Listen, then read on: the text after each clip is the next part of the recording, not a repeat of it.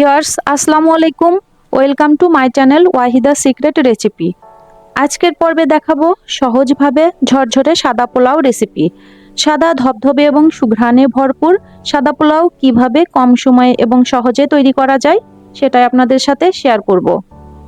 এটা তৈরি করা খুবই সহজ এবং ঘরে থাকা সামান্য কয়েকটি উপকরণ দিয়েই খুব সহজেই তৈরি করে নিতে পারবেন। এর জন্য আমি নিয়ে নিব চিনি গুঁড়া চাল 2 কাপ। আমি চালটা নিয়ে পরিষ্কার করে পানি পাল্টে ধুয়ে 20 মিনিট আগে পানি ঝরাতে রেখেছি।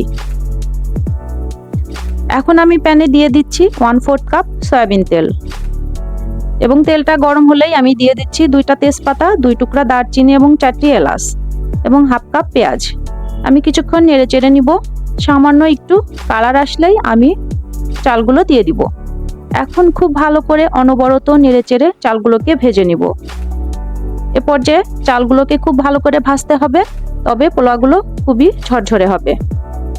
আমি দিয়ে দিচ্ছি 1 চামচ করে আদা এবং রসুন বাটা এবং দিয়ে দিলাম 1 টেবিল চামচ কিশমিশ। আমি সবগুলো উপকরণ ভালো করে আবারও ভেজে নিব কিছুক্ষণ।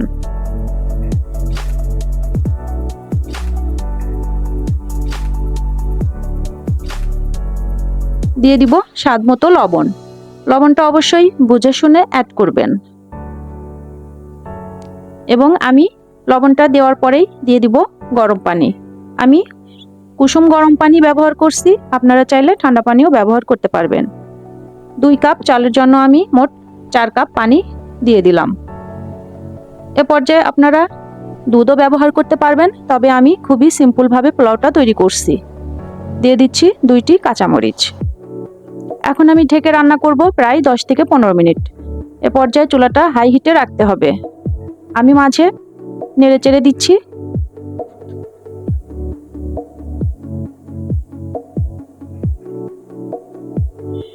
প্রায় 10 থেকে 15 মিনিট পরে যখন চালের পানিটা শুকিয়ে যাবে, এ পর্যায়ে চালগুলোকে আলতোভাবে নেড়ে চেড়ে দিতে হবে।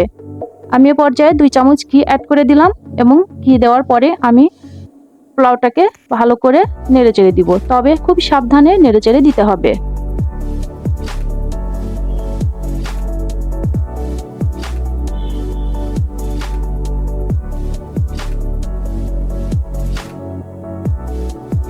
এখন আমি ঢেকে রেখে দিব প্রায় 20 মিনিট। এ পর্যায়ে চুলার আঁচটা খুবই লো পর্যায়ে রাখতে হবে। চলে এলাম 20 মিনিট পরে।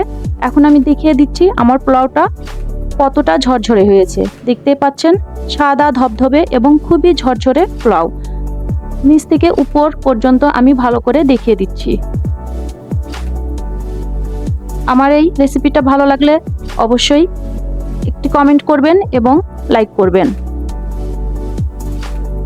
আমার চ্যানেলটিকে সাবস্ক্রাইব করে দিবেন এবং ফেসবুক পেজ থেকে দেখলে আমার পেজটিকে ফলো দিয়ে দিবেন।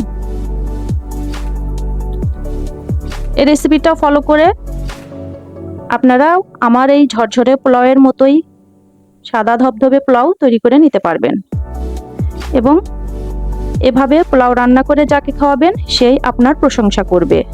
তাই একবার হলেও ট্রাই করবেন এবং কমেন্ট করে আমাকে জানাবেন। শেষ পর্যায়ে দিয়ে দিচ্ছি পেঁয়াজ বেরেস্তা। পেঁয়াজ বেরেস্তাটা অবশ্যই দেওয়ার চেষ্টা করবেন। ভিউয়ার্স, আজ এই পর্যন্তই। সবাই ভালো থাকবেন। আল্লাহ হাফেজ।